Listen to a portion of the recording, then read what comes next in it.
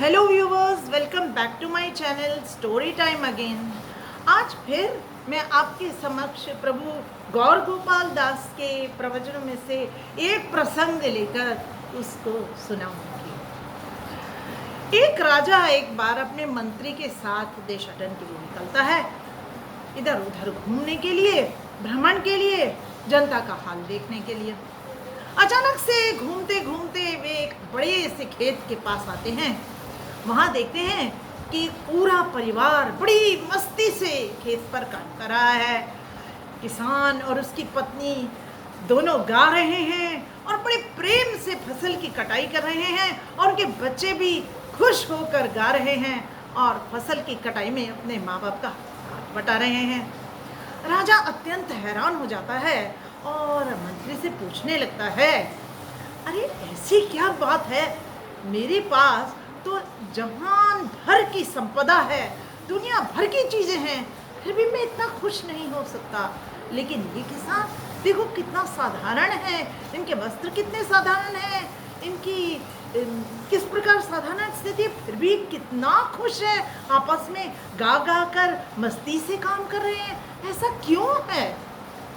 मंत्री कुछ सोचते हुए बोलता है, राजन, दरअसल ये परिवार 99 नंबर क्लब का सदस्य नहीं है, इसीलिए यह इतना मस्त और इतना खुश है। राजा बोला, वो 99 नंबर क्लब है क्या आखिर? मंत्री ने कहा, हे राजन, आप मुझे 99 स्वर्ण मुद्राएं दे दीजिए, फिर मैं आपको बताऊंगा कि ये 99 नंबर क्लब है क्या। राजा ने उसे 99 स्वर्ण मुद्राएं दे दी। मंत्री ने उन स्वर्ण मुद्राओं को लेकर एक थैली में भरा और कहा, हे राजन, 6 महीने बाद मैं आपको बताऊंगा कि ये 99 नंबर क्लब क्या है। उसने स्वर्ण मुद्राओं से भरी हुई यह पोटली रात के समय किसान के घर के बाहर रख दी। जब किसान सुबह उठा, प्रातःकाल खेत जाने को तैयार हुआ, उसने देखा घर के सामने एक थैली पड़ी है, बिल्कुल दरवाजा खोलते ही। उसे बड़ी हैरानी हुई, उसने वह थैली उठा ली, उठाकर अंदर झांका।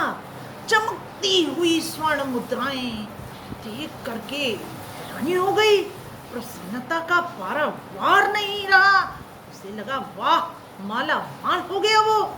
एक ही क्षण में वह थैली उठाकर अंदर ले आया, दरवाजा बंद किया और जल्दी से थैली पलट करके स्वर्ण मुद्राओं की गिनती करने लगा।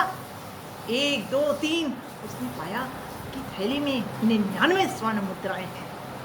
अब उसने सोचा, कहीं तो मुझसे भूल चूक हुई है, 100 होंगी अवश्य, मैं फिर से गिनता हूँ। उसने फिर से थैली को पलटा और फिर से स्वर्ण मुद्राओं को गिनना शुरू किया, 1 2 3 4, और इस प्रकार फिर से देखा स्वर्ण मुद्राएं 99 ही थी। उसने सोचा, ये कौन पगला है जिसने 100 के बजाय 99 स्वर्ण मुद्राएं रखी हैं, पूरी 100 होनी चाहिए ना, इवन नंबर। उसने सोचा, कोई बात नहीं, अब अगर ये 99 स्वर्ण मुद्राएं हैं तो उन्हें 100 कर लेना चाहिए, लेकिन इसके लिए मुझे दिन रात कड़ी मेहनत करनी पड़ेगी, अथक परिश्रम करना पड़ेगा, खेतों में दिन रात जाग जाग कर पसीना बहाना पड़ेगा। अतः यह निश्चय करके वह उस दिन खेत पर चला गया। अब इस तरह दिन बीते रहे और वह अथक परिश्रम करने लगा, पहले से दुगना तिगना परिश्रम, ताकि उन 99 स्वर्ण मुद्राओं की 100 स्वर्ण मुद्राएं बनाई जा सकें। और निश्चय ही यह कोई 1 2 महीने का तो कार्य था नहीं, इसमें कई महीने या 1 साल भी लग सकता था। उसकी पत्नी से भी उसने ये गिनती करवाई तो पत्नी ने भी उनको 99 स्वर्ण मुद्राएं पाया। जब पुत्र से करवाई, पुत्र ने भी 99 स्वर्ण मुद्राएं पाया। तब उसके मन में निश्चय हो गया कि अब तो इन्हें 100 करना ही पड़ेगा। पत्नी ने सोचा, ये कैसा मेरा पति है, 99 स्वर्ण मुद्राएं इसके पास हैं और वह 1 स्वर्ण मुद्रा के लिए इतना अथक परिश्रम कर रहा है, और उन 99 स्वर्ण मुद्राओं को वैसे ही रखे हुए है, इनका ऐसे ही रखने से क्या फायदा। तो अगले ही दिन जब किसान खेत पर गया तो उसने उसमें से 2 स्वर्ण मुद्राएं निकाली और अपने सामान खरीदने के लिए, घर के सजावट का और पहनावे का, तरह तरह का सामान खरीदने के लिए, सुंदर सुंदर सामान के लिए वह बाजार चली गई और उसने 2 स्वर्ण मुद्राएं सामान खरीदने में इस्तेमाल कर ली। अब किसान जैसे रोज घर आता था, घर आकर उसका पहला काम होता था स्वर्ण मुद्राएं गिनना। तो उस दिन भी ऐसा ही हुआ। उसने आकर वापस थैली पलट कर जब स्वर्ण मुद्राएं गिनी तो अब की बार हैरान रह गया, अरे 99 थी, 97 हो गए। उसने जोर से चिल्लाना शुरू कर दिया, अरे ये कौन है, किसने ये 99 में से और स्वर्ण मुद्राएं निकाल ली? पहले ही मैं 1 स्वर्ण मुद्रा के लिए इतना लहू बहा रहा हूँ, इतना अधिक परिश्रम कर रहा हूँ और 2 स्वर्ण मुद्राएं फिर इसमें से किसी ने निकाल ली है, कितना परिश्रम करना पड़ता है मुझे। उसकी पत्नी ने शांत भाव से उसे समझाने की कोशिश की, लेकिन उसने एक न सुनी और उल्टे उसे बुरा बुरा कहने लगा कि क्यों क्या तुम पगली हो गई हो, तुमने ये 2 स्वर्ण मुद्राएं किसके कहने पर उठाई, क्यों लेना है तुम्हें, क्यों घर के लिए सामान खरीदना है? पत्नी बोली, अरे इन 99 स्वर्ण मुद्राओं का क्या इस्तेमाल रहेगा यदि आप इन्हें लेकर ऐसे बैठे रहेंगे? 99 तो हैं, बहुत है इतनी। लेकिन वह एक नहीं माना, पत्नी को बहुत कुछ बुरा भला सुनाया, यहाँ तक कि बेटे को भी बुरा भला सुनाया, जबकि बेटा पत्नी का साथ दे रहा था। इस प्रकार से लड़ाइयाँ शुरू हो गई। अब पत्नी तो चाहती थी कि और स्वर्ण मुद्राएं इस्तेमाल करे और उन्हें घर के खर्च के लिए काम में लाए और सामान खरीदने के लिए प्रयोग में लाए, लेकिन यहाँ किसान तो बिल्कुल ही इस बात के विपरीत था। वह तो चाहता ही नहीं था कि उसमें से एक भी स्वर्ण मुद्रा खत्म हो। अतः दोनों में बहुत लड़ाइयाँ होने लगी। होते होते ये 5 महीने बीत गए और इनकी लड़ाइयाँ बंद ही नहीं होती थी। आए दिन तू मैं, इस तरह का घर का वातावरण सारा बिगड़ गया।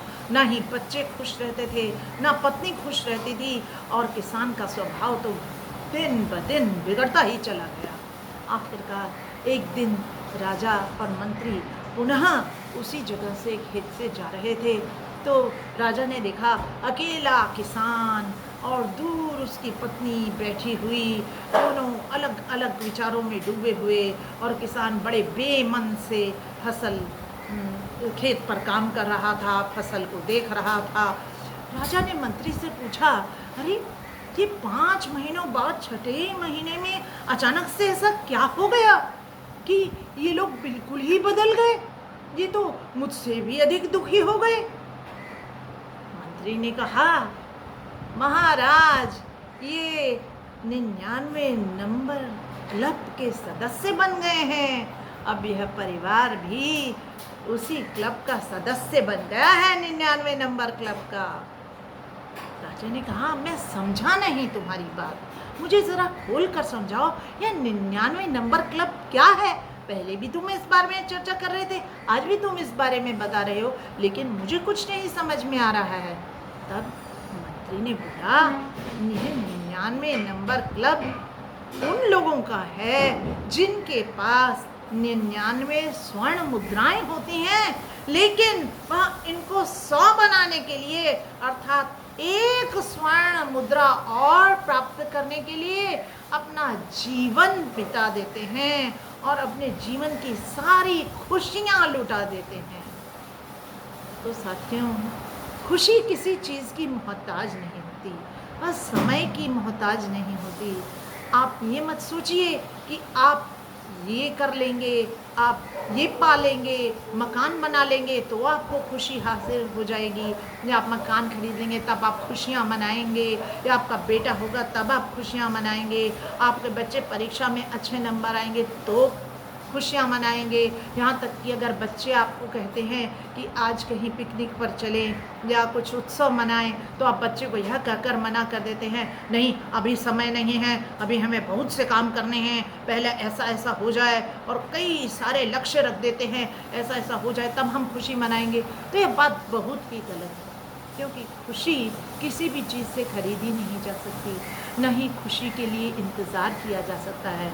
आज आपका जीवन है, आप खुश होइए, दूसरों को भी खुश करिए। खुशी न खरीदी जा सकती, न बेची जा सकती, न ये बाज़ार में बिकती है। आप कहाँ से लाएंगे खुशी फिर अपने बच्चों के लिए, अपने परिवार के लिए, यदि आप खुश नहीं होते? आप पता है आपका समय कितना है, आपका समय कितना है इस धरती पर, आप यह नहीं जानते। तो क्यों ना आज और इस पल ही खुश होना आरंभ कीजिए, खुशियाँ बिखेरिए। आप खुश होंगे, आपके चारों ओर सब खुश होंगे। तो खुशियाँ बांटिए, खुश रहिए, दूसरों को भी खुश करिए। इंतज़ार मत कीजिए, कोई लक्ष्य मत साधिए खुशी के लिए। धन्यवाद।